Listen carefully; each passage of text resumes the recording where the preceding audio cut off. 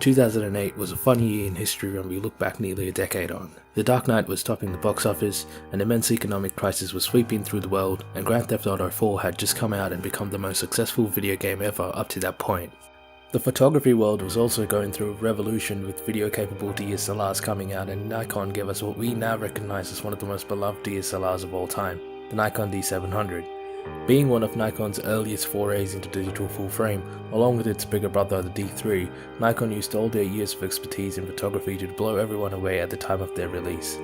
For the first time ever, consumers were able to affordably shoot ISO 6400 without worrying about noise becoming too much of an issue, and with Nikon deciding to share sensors between both the D3 and the D700, affordability also increased significantly. All these technological wizardry ensured huge commercial success for Nikon, and even a decade on, the results are still amazing when combined with decent lenses.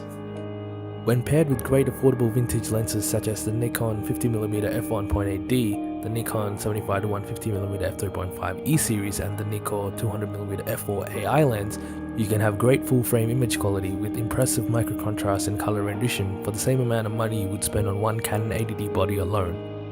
The most impressive feature of this camera, to my eyes at least, is its color rendition ability. There's something about stretching 12 megapixels over a full frame sensor that seems to greatly improve its color rendition, and to this day people throughout the interwebs still consider the IQ capability of the D700/D3 series in high regard. For those wondering if 12 megapixels are enough in 2018, I can almost guarantee that if you're not printing huge A2 size prints that are meant to be viewed from less than 1 meter away, you have nothing to worry about.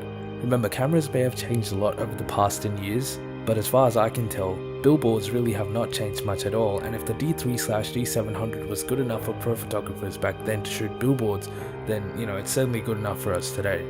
Although I must warn you that if you have any intentions of cropping photos, 12 megapixels will certainly restrict you, and frankly you should consider a D800 instead, as that camera will be far better suited for your needs.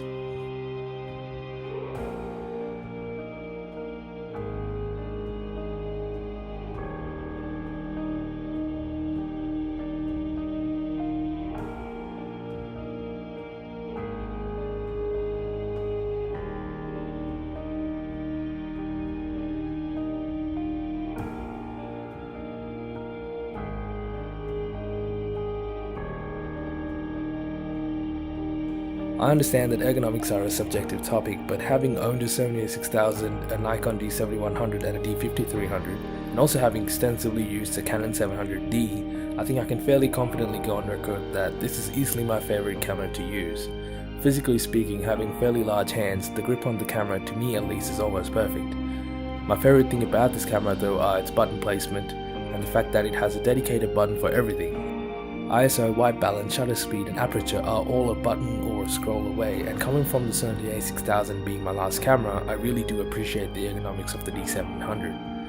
Remember how I said earlier that ergonomics are a subjective topic? Well, here's the subjective bit. This thing body alone weighs as much as 3 a6000s or 2 XD2s. I personally love the hefty feel of this camera, but I can certainly understand why people who are used to tiny point and shoot or mirrorless cameras would disagree with lugging around a 1 kilo camera body.